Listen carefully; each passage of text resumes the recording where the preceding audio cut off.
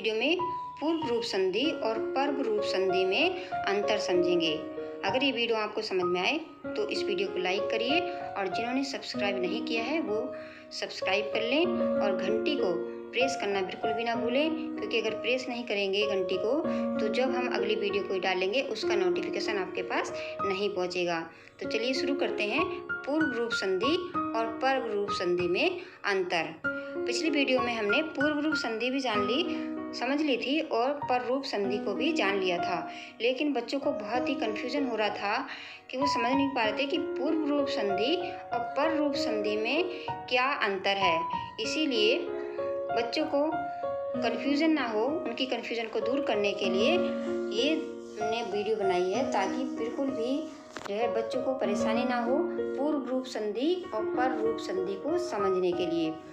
तो देखिए, इसमें हम संक्षेप में ही समझा देंगे कि पूर्व रूप संधि और पर रूप संधि में क्या अंतर होता है। पिछली वीडियो में हमने ये सूत्र देखा था कि पूर्व रूप संधि का जो सूत्र होता है वो होता है एंग पदा दंता दति, यानी जो एंग का क्या अर्थ हुआ था, ए या ओ, पदा अंता दति यानी पद संज्ञक वर्ण जो है पद संज्ञक शब्द के अंत में, यानी जो पद संज्ञक होते हैं उसके अंत में एंग ए या ओ, उसके बाद आ आए तो आ पूर्व वर्ण में मिल जाता है। ये हमने पिछली वीडियो में समझ लिया था, और अगर जिन्होंने वो वीडियो नहीं देखी है तो वो वीडियो ही देख लें, तभी आपको ये जो संधि हैं अच्छी तरह से समझ में आएंगी। देखिए, यहाँ पर और एक विशेष बात जान लेते हैं कि ए या ओ के बाद जो है आ ही आता है, छोटा आ ही आएगा, आ नहीं आएगा। अगर आ आएगा तो ये संधि पूर्व रूप संधि होगी ही नहीं। तो इसमें विशेष बात रखनी है कि यहाँ पर ए या किसी भी पद संज्ञक शब्द के बाद ए या ओ के बाद आ ही आएगा। अब पद संज्ञक क्या है ये हम पिछली वीडियो में पढ़ चुके हैं, लेकिन फिर भी बता दें कि पद संज्ञक जो शब्द होता है उसका कोई ना कोई अर्थ होता है। जैसे हरे का अर्थ है, रामों का अर्थ है, और उसमें कोई ना कोई एक विभक्ति होती है। जैसे हरे में सप्तमी विभक्ति एक वचन है, तो इस तरह से वो पद संज्ञक होता है। यहाँ पर हम जो है तैयारी करा रहे हैं जो फर्स्ट इंटर यूपी बोर्ड के लिए, तो हम यहाँ पर जितना उनकी परीक्षा में जितना कोर्स है उसी को जो है समझा रहे हैं। बहुत डिटेल में संस्कृत में यहाँ पर बच्चों को नहीं समझाया जा सकता, क्योंकि उनकी समझ में आएगा नहीं कि हम उनको बताएं कि सुबंत और तिरुबंत, ये सब वो फिर उनके दिमाग में ये नहीं आएगा। तो वो बच्चे ही समझ लेंगे जिनके पास संस्कृत है। तो यहाँ पर जो है बहुत ही संक्षेप में समझाया जा रहा है कि जिससे बस बच्चों को ये संधि समझ में आ जाए और वो बोर्ड परीक्षा में उसका उत्तर दे पाएँ। तो देखिए, यहाँ पर पद संज्ञक वो होगा, इतना तो जान ही लेंगे कि पद संज्ञक कौन सा शब्द होता है, जिसका कोई अर्थ होगा और उसमें विभक्ति होगी। जैसे हरे में विभक्ति है, नगरे में विभक्ति है। नगरे का मतलब होता है नगर में, हरे का मतलब होता है हरे। तो अब देखिए, इसमें हमें दो बातें याद रखनी है कि पहला शब्द इसमें क्या होता है, पद संज्ञक होता है, अर्थ सहित होता है, विभक्ति सहित होता है। दूसरा इसमें एक खास बात क्या बताई है कि उस जो ए या ओ के बाद भाई ए छोटा आ ही आएगा, आ नहीं आएगा, और आ क्या कोई दूसरा स्वर ही नहीं आएगा, ए भी नहीं आएगा, ओ भी नहीं आएगा। सिर्फ यहाँ पर जो है ए या ओ के बाद छोटा आ यानी हर्ष स्वर जो है हमारा आ वही आएगा। इसमें इतना विशेष बात होती है। अब ये देखिए, पर रूप में क्या होता है, पर रूप का सूत्र हम आएंगे पर रूपम पिछली वीडियो में पढ़ चुके हैं कि इसका मतलब क्या होता है, लेकिन फिर भी संक्षेप में यहाँ बताते हैं कि इसमें क्या पहचान होती है पर रूप संधि में, कि इसमें एक तो आ उपसर्ग के बाद कोई इसमें पहला जो शब्द होता है वो उपसर्ग होता है, और उपसर्ग भी ऐसा होता है जिसके अंत में आ आए। तो आ किन में आता है, प्र में आता है, जो है उप में आता है और अब में आता है। ऐसे उपसर्ग जिनके बाद में आ आए उसी से पररूप संधि बनती है। अब ऐसे तो 22 उपसर्ग है, 22 उपसर्गों से पररूप संधि नहीं बनेगी, सिर्फ उन्हीं से बनेगी जिनके अंत में आ होगा। जैसे भी बताया, प्र में आ, उप में आ और अब में आ। तो यहाँ पर उपसर्ग के बाद ऐसी धातुएं ए या ओ से आरंभ हो और आ धातुओं के ए या ओ से मिलकर पर रूप हो जाता है। वैसे देखा जाए तो ये जो पर रूप संधि है और पूर्व रूप संधि है, दोनों संधि एक दूसरे की अपोजिट हैं, उल्टी हैं।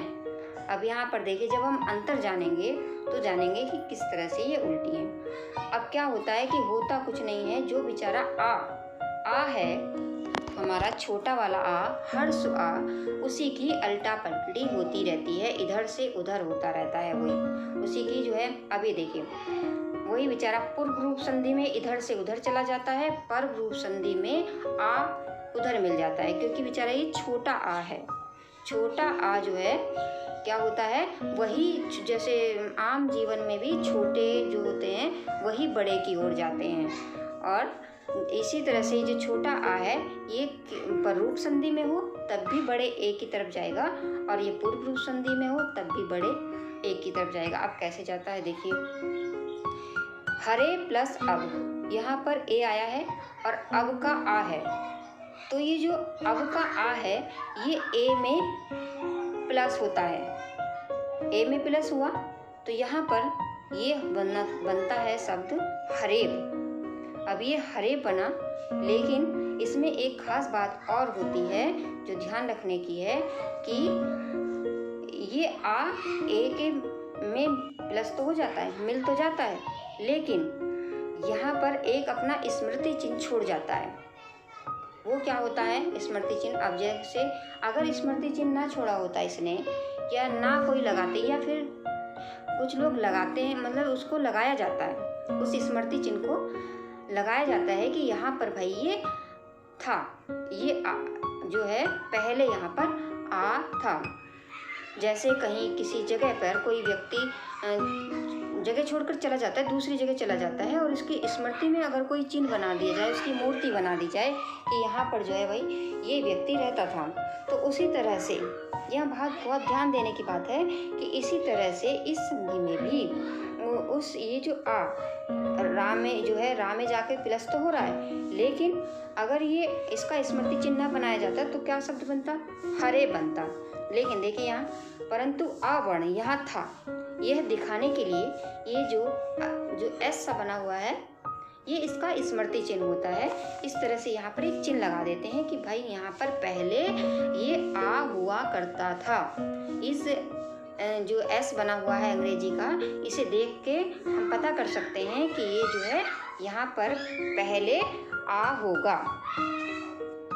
इसीलिए जब ये हरे अब की जो है संधि विच्छेद की जाती है तो ये चिन्ह देख करके ही, इस चिन्ह को अवग्रह भी कहते हैं, कि अवग्रह का चिन्ह देख करके ही जान लेते हैं कि ये यहाँ पर आ होगा। तभी इसकी जब संधि विच्छेद करेंगे तो करेंगे हरे प्लस अब, क्योंकि ये चिन्ह दर्शा रहा है कि यहाँ पर पहले आ हुआ करता था। अब ये आ ए में जो है रा में चला गया है, तो ये इसका स्मृति चिन्ह है। तो संधि विच्छेद करते समय जब हम उसको अलग करेंगे, भाई ये जो है ये हरे है और ये प्लस हरे अब है। ये जो पूर्व रूप संधि है ये भी बोर्ड परीक्षा में बहुत ही आवश्यक है। अक्सर हर साल परीक्षा में इससे कोई ना कोई एक जो है प्रश्न रखा होता है, इसलिए बच्चे इसको ध्यान देना, बहुत ही अच्छी तरह से समझ लेना। और जो इसका अवग्रह चिन्ह है उसी से इसकी पहचान होती है कि ये पूर्व रूप संधि है। बस इसी को जान लो कि ये क्यों बनता है। एक प्रश्न भी आता है ना कि ये भाई बनता क्यों है, इसका अवग्रह ये एस के आकार में क्यों बनता है। तो बस इसका एक कहानी की तरह रख लेना कि अगर कोई व्यक्ति कहीं से कोई जो है जैसे मान लो कोई किराए पे रहता है और उसने वो अपना कमरा छोड़ करके अपना घर बना लिया है, तो अगर जो है उसका मकान मालिक उस जगह उसकी स्मृति चिन्ह में कोई एक चिन्ह बना देता है, या उस घर को ही बना देता है कि भाई यहाँ पर वो व्यक्ति रहता था, तो एक वो स्मृति चिन्ह बना देगा, उसकी पहचान बना देगा कि इस स्थान पर वो व्यक्ति रहता था। या मान लो कोई जो है गांव छोड़ के चला गया और किसी ने उसकी एक स्मृति के रूप में कुछ भी चिन्ह बना दिया, तो उसे देख करके पता करेंगे, उसका नाम लिख देंगे कि भाई ये जो चिन्ह है ये उस व्यक्ति का है जो यहाँ पर पहले रहता था। तो अब वो चला गया यहाँ से, तो उसे देखते ही पहचान लेंगे, अच्छा ये चिन्ह उसका है।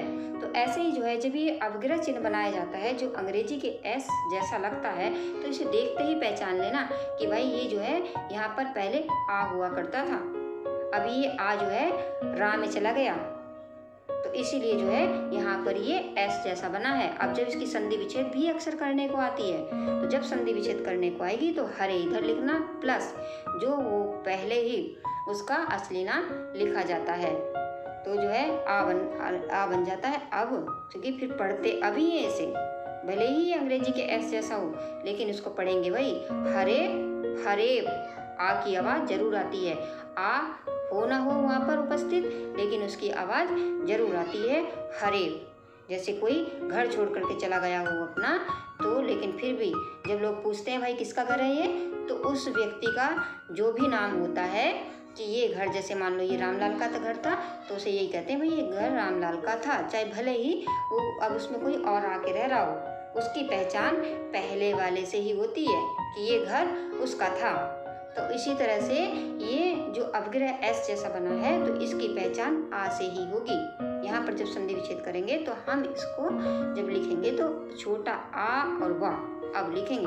अब यहाँ पे पर रूप संधि को समझ लो, तो पर रूप संधि में क्या होता है, यहाँ पर उप प्लस औसती, पा में जो आ है और औसती का आ ओ है, तो देखिए इसमें होता है उल्टा। अब इसमें क्या हो रहा है, जो पा में जो आ है वो औसती के ओ में जा करके प्लस हो रहा है, यानी बेचारा ओ आ जो है वही जा करके इधर भी मिल जाता है और इधर भी जाकर वो ए में मिलता है। ये जो दोनों ए और ओ हैं ये कहीं नहीं मिलते हैं जा करके, बेचारा जो आ है वही पूर्व रूप संधि में भी अपने ये जो देखिए पहले वाले हरे में जाकर मिला रा में, और इधर उपोस्थिति में भी जो पा आया है उपसर्ग में जो पा में आ है वो भी जाकर के ओ में मिला, और इस तरह से ये उपोषित शब्द बन गया उपोस्थिति। और इसके अन्य उदाहरण देखिए, एक तरफ पूर्व रूप संधि है और एक तरफ पर्व रूप संधि है। देखिए नगरे अपि, अब रा में ए है और अपि में भी आ है, और उधर प्र प्लस एजते, प्र में भी आ है और एजते का भी है, दोनों की स्थिति एक जैसी है, लेकिन यहाँ पर क्या होगा, यहाँ पर जो है अपि का जो आ है वो जा करके रा के ए में प्लस हो जाएगा और जो है अपना स्मृति चिन्ह छोड़ देगा, आ जो है अवग्रह के रूप में इसका ये स्मृति चिन्ह यहाँ पर दिखाई देगा।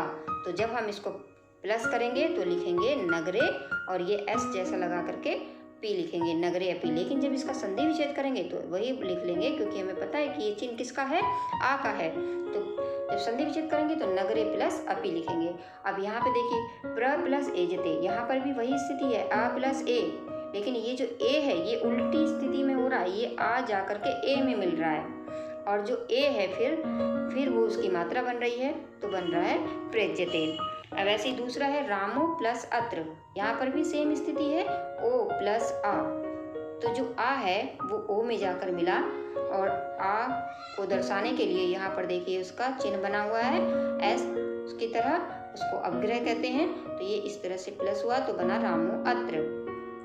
यहाँ पर भी सेम स्थिति है, प्र प्लस औसती, यहाँ पे ए के बाद ओ हो रहा है, लेकिन यहाँ पर उल्टा हो रहा है, इसलिए हमने तीर लगा दिए कि यहाँ पर उल्टा हो रहा है कि आ जो है ओ में जाके मिल रहा है। क्योंकि अब ऐसे भी ध्यान रखिए कि अब ध्यान आपको भूल जाएंगे कि कौन सा ओ जा रहा था कि आ जाता है, ये ऐसे कि छोटा जाता हमेशा बड़ों के पास, तो ऐसे ही जो आ है, आ छोटा है यहाँ पे, तो यही जा रहा है पर्व रूप संधि में भी और पूर्व रूप संधि में भी। तो अपने ये ओ में चला गया तो यहाँ पर जो ओ की मात्रा होती है वो प्र में लग जाती है तो बन जाता है प्रोसति।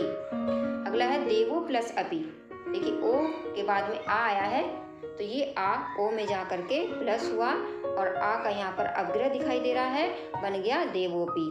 फिर सेम स्थिति वैसी है, उप प्लस औसती, यहाँ भी आ के बाद ओ आया है, लेकिन ये आ जो है उप का आ है वो ओ में जाके मिल रहा है और इसकी मात्रा बन रही है ओ, तो बन रहा है उपोस्थिति। बस यहाँ पर रूप में ध्यान इतना ही देना है कि ये पहला शब्द इसमें क्या होता है, उपसर्ग होता है, और जो पूर्व रूप संधि होती है उसमें पहला शब्द जो है कोई अर्थवान शब्द होता है, कोई विभक्ति लिए हुए शब्द होता है। जैसे देव का कोई अर्थ है, अपि का भी कोई अर्थ है, यहाँ पर इस तरह से देखिए। लेकिन यहाँ पर क्या, दोनों में बस यही अंतर है, दोनों आ के बाद ओ आ रहा है। अगर उप शब्द ना होता, उपसर्ग ना होता, तो ये यहाँ पर भी जो है इस तरह से स्थिति ना होती। अब यहाँ पर उल्टा होता है, यहाँ पर पहले आ आया है, उसके बाद में ओ आता है, मतलब दोनों उल्टी स्थिति में होते हैं। और यहाँ पर भी जो ओ के बाद में आ आता है और इसमें आ के बाद में ओ आता है। तो जो आ है वो ओ में मिलता आई है। दोनों की उल्टी स्थिति भले ही होती है, पूर्व रूप संधि में भी और पर रूप संधि में दोनों की स्थिति उल्टी है। ओ के बाद में आया है और जो पर रूप संधि में आ के बाद ओ आया है, लेकिन जो मिलता है वो आ ही जा करके ओ में या ए में प्लस होता है। यहाँ पर इतना ध्यान रखना है। और बस देखिए यहाँ पर देवोपी बना और इसका ये उपोस्थिति बन गया। ऐसे ही अगला शब्द है हरे प्लस अत्र। ए के बाद में आ, अत्र का आया है, स्थिति है ए प्लस आ। और ऐसे ही अब प्लस ए ही, वा का आ है और ए ही का ए है, दोनों की सेम स्थिति है यहाँ पर भी, लेकिन दोनों उल्टी स्थिति में है। यहाँ पर पहले आ फिर बाद में आ, यहाँ पर पहले आ लेकिन बाद में ए, लेकिन आ ही जा करके ए में प्लस हो रहा है, यहाँ आ जा करके ए में प्लस हो रहा है।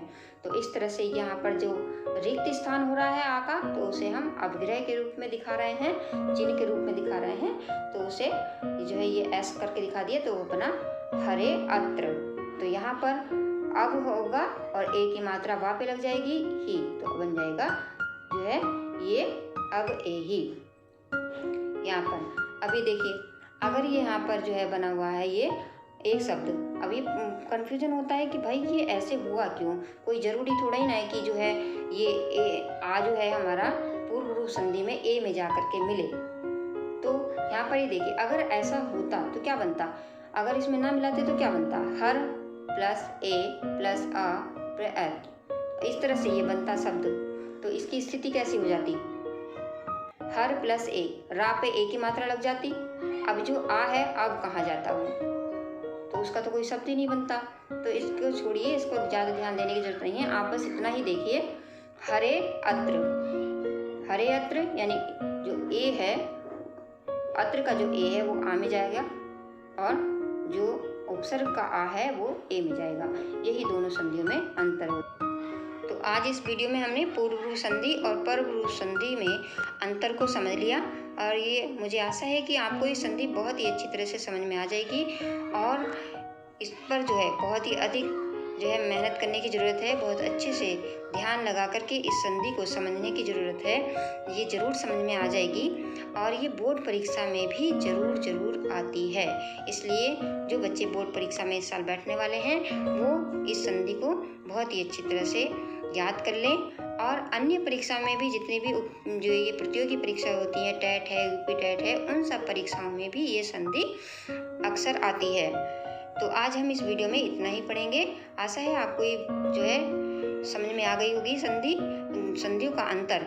अगर समझ में आ गया है तो और बच्चों को भी शेयर करें ताकि इस वीडियो का लाभ सभी को मिल सके। धन्यवाद।